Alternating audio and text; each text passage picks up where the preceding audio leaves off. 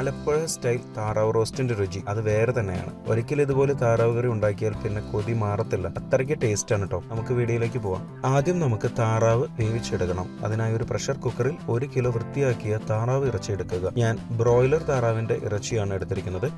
ഇതിലേക്ക് 1/4 ടീസ്പൂൺ മഞ്ഞൾപ്പൊടി, 1 table spoon മല്ലിപ്പൊടി, 1 ടേബിൾ സ്പൂൺ കുരുമുളക് പൊടി, 1 ടീസ്പൂൺ ഗരം മസാലപ്പൊടി, 1 ടീസ്പൂൺ ഉപ്പ്, 1 കപ്പ് വെള്ളം എന്നിവ ചേർക്കുക. നന്നായി ഇളക്കുക.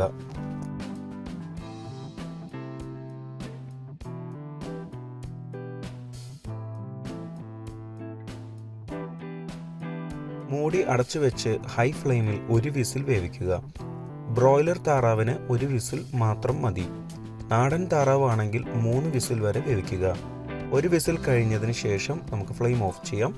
മൂടി തുറക്കുന്നതിന് മുമ്പ് കുറഞ്ഞത് 20 മിനിറ്റെങ്കിലും കഴിയണം. 20 മിനിറ്റിന് ശേഷം നമുക്ക് മൂടി തുറക്കാം.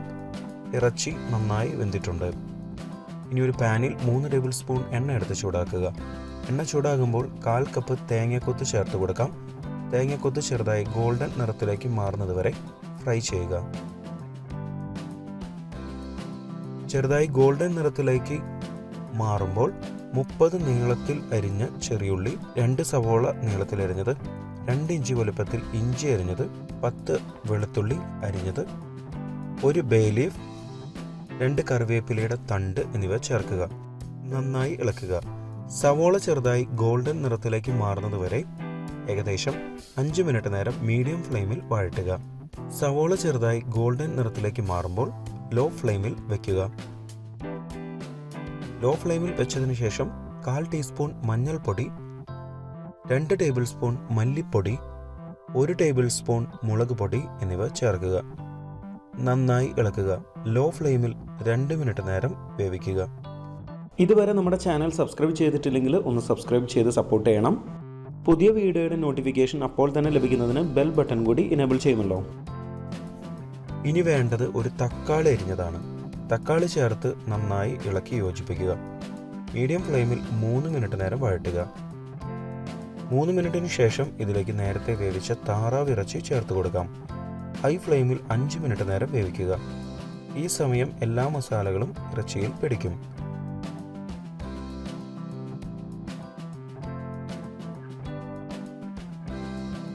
അടി പിടിക്കുന്നത് ഒഴിവാക്കാൻ ഇടയ്ക്കിടെ ഒന്ന് ഇളക്കി കൊടുക്കുക. 5 മിനിറ്റിന് ശേഷം 1 ടേബിൾ സ്പൂൺ കുരുമുളക് പൊടി ചേർത്ത് കൊടുക്കുക.